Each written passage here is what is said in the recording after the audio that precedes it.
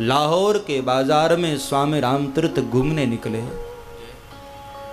और घूमते हुए एक बड़ी बदनाम गली में पहुंच गए, वेश्याओं की गली।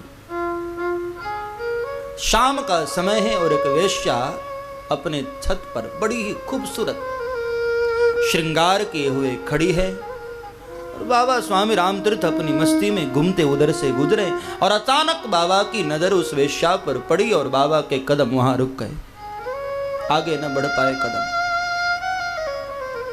एक तक उस वेश्या को निहारने लगे। बहुत मशहूर वेश्या, बहुत खूबसूरत, चारों तरफ उसके रूप के चर्चे थे। और जब स्वामी रामतीर्थ उसको देखने लगे, भीड़ लग गई वहां। लोग कहने लगे कि बाबा ये तुम्हारी गली नहीं, तुम कहां से आ गए? ये भोगियों की गली है, योगियों की नहीं, चले जाओ। और ये सारी खबर उड़ते उड़ते उस वेश्या के पास भी गई। तो उस वेश्या ने वहां से बाबा को एक शेर कहा कि बाबा जी आप चले जाओ, हुस्न को जो बद नजर देखते हैं वो पहले अपना सर कलम देखते हैं। यहाँ कदम रखने से पहले अपनी इज्जत धुलवा कर आना पड़ता है। बाबा क्यों आए हो, चले जाओ। जब ऐसा कहा, स्वामी रामतीर्थ के आंख में आंसू आ गए और रो पड़े। स्वामी रामतीर्थ ने कहा, अरे माँ तूने बहुत गलत अर्थ कर लिया, बहुत गलत अर्थ कर लिया तूने। मैं तेरे रूप को नहीं देख रहा हूं माता, ना मुझे तुझसे गर्ज, ना तेरे रूप से गर्ज, ना मुझे तुझसे गर्ज, ना तेरे रूप से गर्ज। मैं तो मेरे मुसब्बर की कलम देखता हूं, तू इतनी प्यारी है तो तुझे बनाने वाला मेरा कन्हैया कितना प्यारा है। नजरों नजरों की फेर है साहब। हाँ, किसी को भगवान दिखाई देते हैं और किसी को पत्थर की मूर्ति दिखाई देती है, तो अपने नजरों की बात है। काबू में अपना मन नहीं तो ध्यान क्या करे, काबू में अपना मन नहीं तो ध्यान क्या करे, आंखें न करें दीदार तो भगवान क्या करे। वो तो सर्वत्र है प्यारे, हम न देख पाए न पहचान पाए तो उसका क्या दोष। वो तो आपके बीच में ही बैठा हुआ है, लेकिन आप पहचान न पाओ, तुम्हारे भीतर ही बैठा है वो। आप खोजो तो सही। कभी अयोध्या जाते हो, कभी वृंदावन जाते हो, कभी काशी जाते हो, कभी अपने भीतर भी जाकर देखो, वो कन्हैया तुम्हारे भीतर भी तो बैठा हुआ है।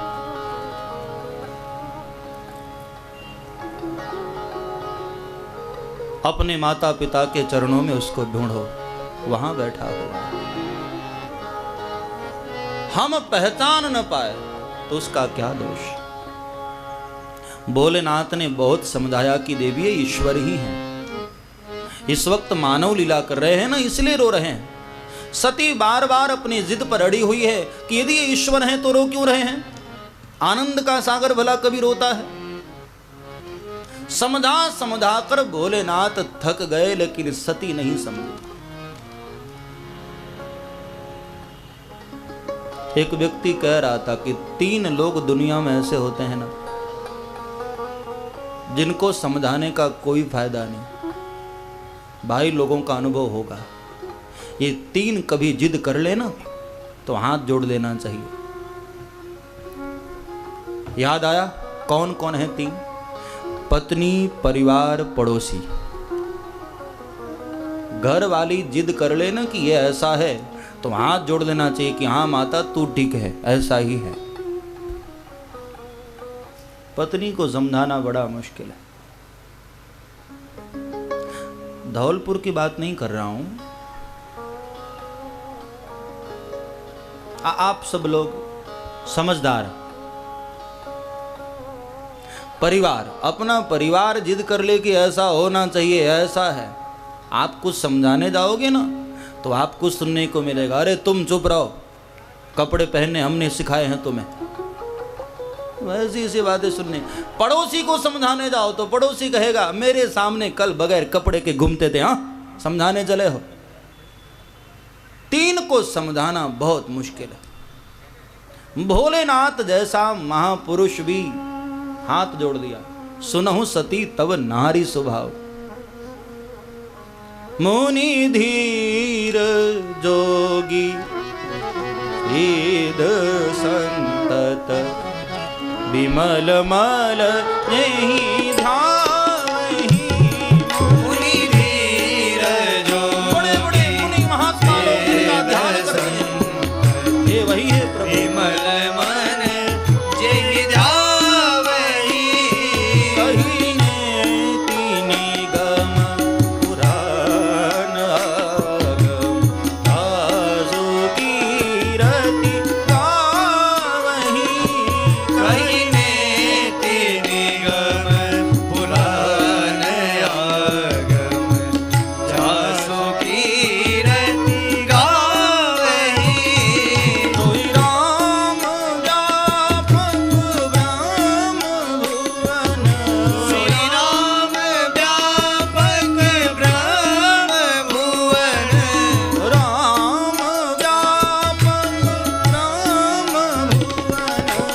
राम व्यापक ब्रह्म भुवन। निकायपति मायाधनी।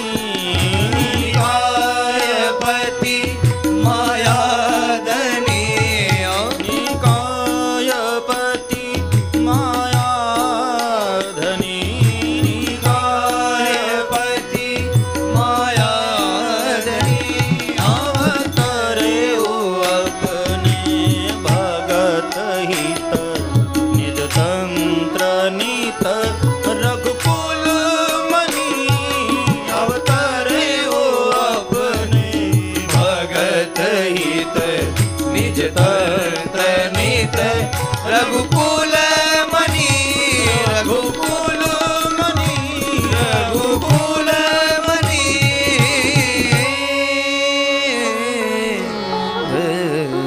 वेद भी जिसको नैति नैति कहकर थक जाता है देवी, ये वही ईश्वर है। मान जाओ, सती मानने को तैयार नहीं। मैं कैसे मान जाऊं? यदि ईश्वर है तो हरि व्यापक सर्वत्र समाना। ईश्वर तो सर्वत्र होता है ना। और यदि सर्वत्र है तो क्या इसको पता नहीं मेरी पत्नी कहाँ है? पत्तों से पूछ रहे हैं ये। और दूसरी बात, आनंद का सागर होकर रो रहा है। लाख समझाया नहीं समझे। भोलेनाथ को हंसी आ रही। भगवान की माया बड़ी विचित्र है। हाँ, देवी येषाम गुणमयी मम माया दुरत्रया। भगवान कहते हैं मेरी माया बड़ी दुरत्रया है। बड़े बड़े ऋषियों को भी नहीं छोड़ती है प्यारे, तो हम आप कौन? ब्रह्मा को भी ईश्वर की माया छोड़ती नहीं। आज सती भी उस माया में फंसी। भोलेनाथ को हंसी आ रही है, धन्य हो प्रभु तुम्हारी माया को, आज इसको भी ले गई। भोलेनाथ ने सोचा कि भाई बार बार समझाने पर भी इसकी समझ में नहीं आता है, तो मुझे लग रहा है मेरा भगवान कोई और लीला करना चाहता है। होई है सोई जो राम रति राखा। होई है सोई जो राम रचि राखा। होई है सोई जो राम रति राखा। होई है सोई जो राम रचि राखा। हो करि तर्क बड़ा वही शाखा। हो करि तर्क बड़ा वही शाखा। ओ करि तर्क बड़ा वही शाखा। हो करि तर्क बड़ा वही शाखा। होई है सोई जो राम रति राखा। होई है सोई जो राम रचि राखा। अब तो वही होगा जो हमारे सरकार को मंजूर है। उम्मीदों की दुनिया हर इंसान बसाता है, हाँ, मगर पाता है वही जो तकदीर लाता है। जो खुदा को मंजूर है प्यारे वही होना है। इसलिए भोलेनाथ मौन हो गए। सती ने कहा कि महाराज कुछ तो बोलिए ना। भोलेनाथ ने कहा अब क्या बोलूं। अब तो एक ही बात मैं कहूंगा, तुझे भरोसा नहीं है ना, एक काम कर, तू जाकर परीक्षा ले ले, स्पष्ट हो जाएगा। सती बड़ी खुश हुई कि हाँ महाराज, अभी अभी मैं परीक्षा लेकर आती हूं। भोलेनाथ को हंसी आ रही कि सारे संसार का जो मास्टर है परीक्षा लेने वाला, उसकी परीक्षा के लिए जा रही। हाँ, कहा कि जरा विवेक से काम लेना देवी, खुद वो परीक्षक है। और फिर ऐसी कथा है कि सीता का वेश बनाकर सती वहां आई है, भगवान पहचान गए और भगवान ने प्रणाम किया है। जोरी पानी प्रभु कीन प्रणाम, अपना परिचय दिया कि देवी मैं दशरथ नंदन राम। अब परिचय अपनी पत्नी को थोड़ी कोई देगा। हाँ, इतने साल शादी के हो गए और शादी के 10 साल के बाद आप कहो कि मैं ये हूं। अभी भी सती को समझ जाना चाहिए ना, नहीं समझी। तो भगवान ने दूसरा उपाय किया कि हाथ जोड़कर प्रणाम कर लिया कि देवी ये राम आपको प्रणाम कर रहा है। अब तो कन्फर्म हो गया ना, पत्नी को कोई प्रणाम नहीं करेगा। धौलपुर की बात नहीं करता हूं, यहां करते हो तो मुझे नहीं पता भाई, कोई वैसे करता नहीं है। जब प्रणाम कर लिया तब तो स्पष्ट हो गया, अभी भी नहीं मानी। तब भगवान ने कहा कि देवी जी आप यहां अकेली जंगल में घूम रही हैं, मेरे बाप शिव कहां गए? जब शिव को बाप कह दिया तब सती घबरा गई कि अब मुझे कहीं मां न कह दें, भागी। और जिधर भाग रही है भगवान वहीं सामने आकर खड़े। जहां चित वहीं तहाँ प्रभु आसीना, जहाँ चित वहीं तहाँ प्रभु आसीना, जहाँ चित वहीं तहाँ प्रभु आसीना, जहाँ चित वहीं तहाँ प्रभु आसीना। सेवई सिद्ध मुनीश प्रवीणा, सेवई सिद्ध मुनीश प्रवीणा, सेवई सिद्ध मुनीश प्रवीणा। सेवई सिद्ध मुनीश प्रवीणा। सती जहां देखती है वहां राम ही राम नजर आ रहे हैं, दाएं बाएं आगे पीछे ऊपर नीचे हर जगह प्रभु। मैं जिधर देखता हूं उधर तू ही तू है, मैं जिधर देखता हूं, मैं जिधर देखता हूं उधर तू ही तू है। चारों तरफ प्रभु ही नजर आ रहे हैं। हृदय कंप तन सुधि कछु नाही, हृदय कंप तन सुधि कछु नाही, हृदय कंप तन सुधि कछु नाही, हृदय कंप तन सुधि कछु नाही। नयन मोदी बैठी मगमाही, नयन मोदी बैठी मगमाही, नयन मोदी बैठी मगमाही, नयन मोदी बैठी मगमाही। हृदय कंप तन सुधि कछु नाही, हृदय कंप तन सुधि कछु नाही। जहाँ चित वहीं तहाँ प्रभु आसीना, जहाँ चित वहीं तहाँ प्रभु आसीना। जहाँ देखती है उसको राम ही नजर आए। और आश्चर्य की बात ये कि जिस सीता का वेश बनाई है ना, वो सीता भी भगवान के बगल में दिखाई दे रही। अब सोचो जरा, किसी की पत्नी उसके साथ में है और तुम उसकी पत्नी का वेश बनाकर उसके सामने जाओ, क्या मन में क्या अनुभव होगा आपको? घबरा रही है सती, कांप रही है, ये क्या कर दिया मैंने। और घबरा कर जब कोई रास्ता नहीं दिखाई दिया तो बैठ गई और मन ही मन प्रार्थना करने लगी, प्रभु मैं बहुत शर्मिंदा हूं, मुझे क्षमा कर दीजिएगा। अपने पति की बात नहीं मानी, मुझसे भूल हो गई प्रभु, मना कर क्षमा कर दीजिए मुझे। बार बार क्षमा याचना मांगने लगी। लक्ष्मण जी ने कहा कि प्रभु लगता है अब ये पेशेंट ठीक हो गया है, छोड़िए। तो अब प्रभु ने कृपा कर दी, रास्ता दे दिया। लेकिन अब सती के मन में बड़ा अफसोस है, बहुत पश्चाताप है, अब ग्लानि। मैं शंकर कर कहा न माना, मैंने भोलेनाथ की बात नहीं मानी और इस तरह से मेरे साथ घटना घटी। अब मैं किस मुंह से दाऊं? मेरे पति ने पूछ लिया कि वहां क्या हुआ तो मैं क्या बताऊंगी। अब आंख में आंसू है, मन में भय है, आत्मग्लानि। लेकिन प्यारे, बाद में रोने से भी क्या फायदा? हाँ, जब भूल हो ही गई, गलती कर ही लिया, तो अब आंसू बहाने से कोई फायदा नहीं, अब रोने से कोई फायदा नहीं। बिना विचारे जो करे सो पाछे पछता। इसलिए कोई भी कार्य करने से पहले खूब विचार करो। जल्दबाजी में उठाया गया कदम हमेशा हमें रुलाता।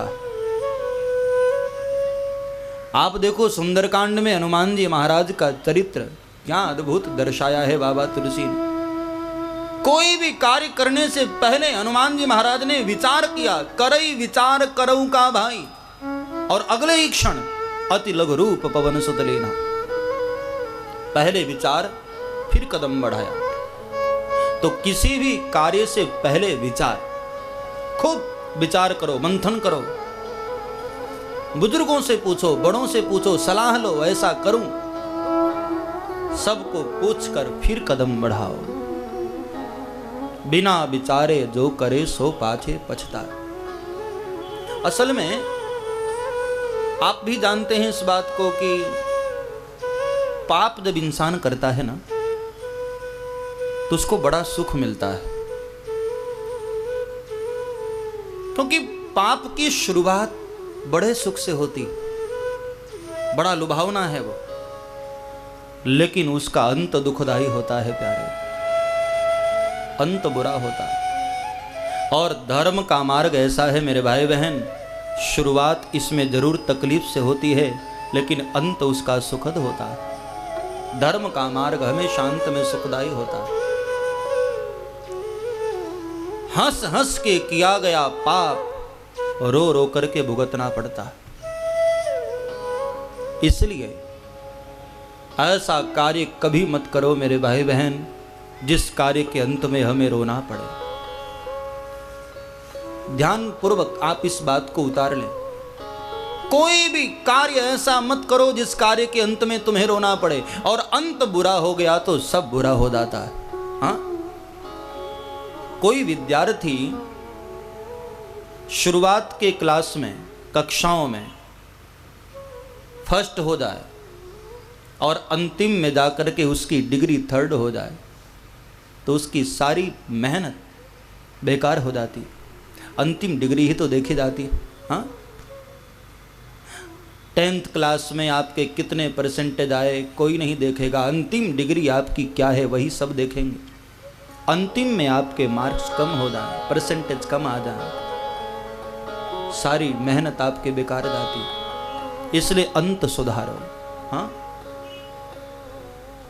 इंसान आजीवन पाप करने के बाद, इसलिए तो बुढ़ापे में लोग ज्यादा राम राम करने लगते हैं। हाँ, कि भाई अंत सुधर जाए हमारा। इसलिए मैं देखता हूं कि कथा में भी बूढ़े लोग ज्यादा यहां नहीं। हाँ, यहां तो कुछ काले वाले भी दिखाई दे रहे। अक्सर ऐसा होता है कथाओं में, सिर पर जब हिमालय पर्वत की तरह सफेद बर्फ के जैसे बाल आ जाए वो लोग ज्यादा दिखाई देते हैं। अंत संभालने के लिए सभी परेशान होते हैं। बाद में रोना पड़े मेरे भाई बहन, ऐसा कार्य कभी मत करो। आप समझ रहे हैं ना मेरी बात? बाद में रोना पड़े, पछताना पड़े, ऐसा कार्य नहीं करना चाहिए। इस जीवन में तो भगवान की बहुत बड़ी कृपा है। हाँ, आपको अच्छा हाथ दिया है, अच्छी बुद्धि दी है, अच्छा शरीर दिया है, अच्छा परिवार दिया है। तो प्यारे, यह कृपा उसकी अगले जन्म में भी बनी रहे, अगले बार भी ये कृपा उसकी बनी रहे। इसलिए अभी से सावधान हो जाओ, अगली बार कभी हमें रोना न पड़े, इसलिए अभी से सावधान। करने का अमल और हरि को सुमर,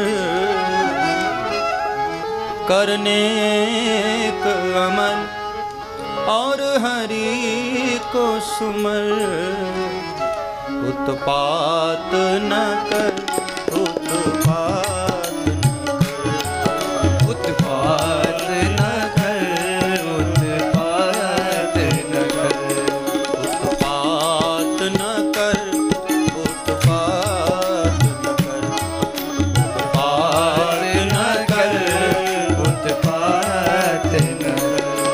ये जन्म तुझे अनमोल मिला, ये जन्म तुझे अनमोल मिला, ये जन्म तुझे अनमोल मिला, ये जन्म तुझे अनमोल मिला, ये जन्म तुझे अनमोल मिला, ये जन्म तुझे अनमोल मिला। बर्बाद न कर, बर्बाद न कर, बर्बाद न कर, बर्बाद न कर, बर्बाद न कर, बर्बाद न कर, बर्बाद न कर, बर्बाद न कर, बर्बाद न कर, बर्बाद न कर, बर्बाद न कर, बर्बाद न कर, उत्पात न कर, उत्पात न कर, उत्पात न कर, उत्पात न कर, उत्पात न कर, उत्पात न कर, उत्पात न कर, उत्पात न कर। ये जन्म तुझे अनमोल मिला, ये जन्म तुझे अनमोल मिला, बर्बाद न कर, बर्बाद न कर, बर्बाद न कर, बर्बाद न कर। मानव जन्म हमें बार बार नहीं मिलता है प्यारे, बर्बाद न करो, अगली बार भी ईश्वर की कृपा रहे, इसलिए अभी से सावधान हो जाओ। हम इस बार जो पुण्य करते हैं, परमार्थ करते हैं, उसी का फल हमें अगली बार प्राप्त होता है। हाँ? सती अब पछता रही है, लेकिन अब पछताए हो तो क्या जब चिड़िया चुग गई खेत। बाद में रोने का कोई अर्थ नहीं प्यारे। बाद में क्या वर्षा जब कृषि सुखाने, कृषि सूख ही जाए फिर बारिश हो, उस बारिश का क्या अर्थ। हाँ? श्री राम जय राम, श्री राम जय राम, जय जय राम, श्री राम जय राम, श्री राम जय राम, जय जय राम, श्री राम जय राम।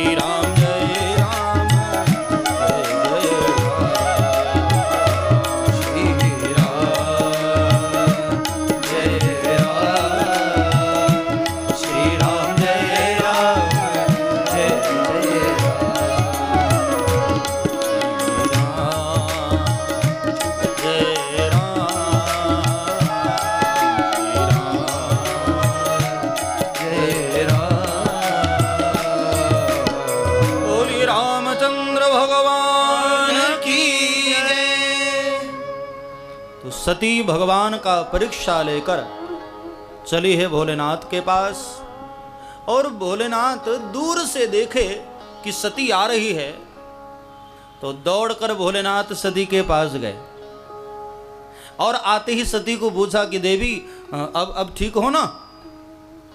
तो सती को बड़ा डर लगा कि अभी तो मैं ठीक ही थी। हाँ, तो आपकी पत्नी कहीं मार्केट से घूम कर आए और आप उसको पूछो कि अब तबीयत ठीक है, तो उसको डर तो लगे ना कि मैं कोई मायके से थोड़ी आ रही हूं। असल में भोलेनाथ ने सोचा ना कि इसको शंका की बीमारी लगी थी, तो भोलेनाथ ने भेजा था इलाज के लिए, इलाज करवा कर आ रहे। और कोई हॉस्पिटल से लौटे तो उसको पूछना ही पड़ता है ना, अच्छा लगता है रोगी को। हाँ? रोगी जब बीमार होता है तो उसको लोग पूछते हैं भैया कैसे हो, 10 लोग पूछने आते हैं तो उसको अच्छा लगता है। और रोगी को जाकर कहो अभी तक ठीक नहीं हुए, भगवान बचाए इस बीमारी से। हाँ, ऐसे ऐसे यदि रोगी को बोलो मैं तो अभी अभी आ रहा हूं एक मोहल्ले से, इसी ऐसा ही रोग उसको भी हुआ था। बड़ी दुखद घटना है कि अभी बेचारे की 10 बजे मृत्यु हो गई। अब ऐसी घटना रोगी के सामने बोलो, रोगी को सांत्वना देना चाहिए। भोलेनाथ ने कहा देवी सच बताओ, आज तक जो कार्य मैं नहीं कर पाया वो तुम करके आ रही हो। बड़े बड़े ऋषि लोग भी जो कार्य करने से घबराते हैं, भगवान की परीक्षा लेकर आ रही हो देवी, सच बताओ, झूठ मत बोलना। कैसे लिया परीक्षा? बार बार भोलेनाथ ने सच बोलने के लिए कहा। इसका मतलब लोग सोच रहे होंगे कि पहले भी झूठ चलता था क्या? भाई झूठ पहले भी था, लेकिन परसेंटेज में जरा अंतर था। पहले झूठ जरा कम था, सत्य ज्यादा था, और आज ऐसा है कि झूठ हावी हो गया। बार बार शिव ने कहा, फिर भी सती ने झूठ बोला, और एक नहीं 2 झूठ। कछु न परीक्षा लीन गुसाई, कछु न परीक्षा लीन गुसाई, कीन प्रणाम तुम्हारी नाई, कीन प्रणाम तुम्हारी नाई, कछु न परीक्षा लीन गुसाई, कछु न परीक्षा। महाराज मैंने कोई परीक्षा नहीं लिया। बार बार कहा कि देवी सच बताओ, फिर भी झूठ बोला, 2 झूठ। मैंने कोई परीक्षा नहीं लिया महाराज। भोलेनाथ ने कहा तो वहां गई क्यों थी? बोले महाराज मैंने सोचा आपने प्रणाम कर लिया तो जरा नजदीक जाकर पांव छुआऊं। कितना झूठ बोल रही हो, इसने प्रणाम किया, ऊपर से मेरे प्रभु ने इसको प्रणाम किया है। झूठ पर झूठ। भोलेनाथ को अच्छा नहीं लगा।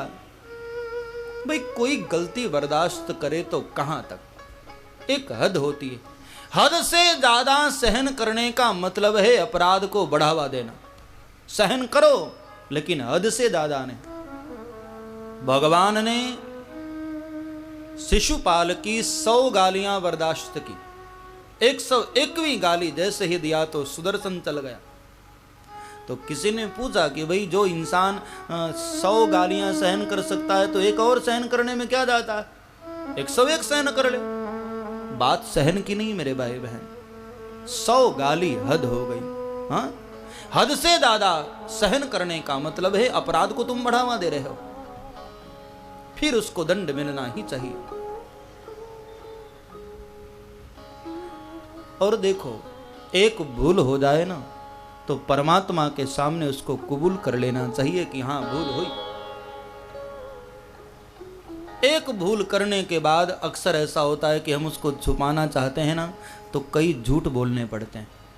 हाँ, 10 झूठ बोलने से अच्छा है मेरे भाई बहन एक सच बोल दो, कबूल कर लो कि हाँ भूल हुई, स्वीकार कर लो। आपका अनुभव होगा कि एक झूठ आप बोलते हैं तो उस झूठ के छुपाने के लिए कई और झूठ बोलने पड़ते हैं। इससे अच्छा है कबूल कर लो। साच बराबर तप नहीं, झूठ बराबर पाप। इसलिए सच ही बोलो।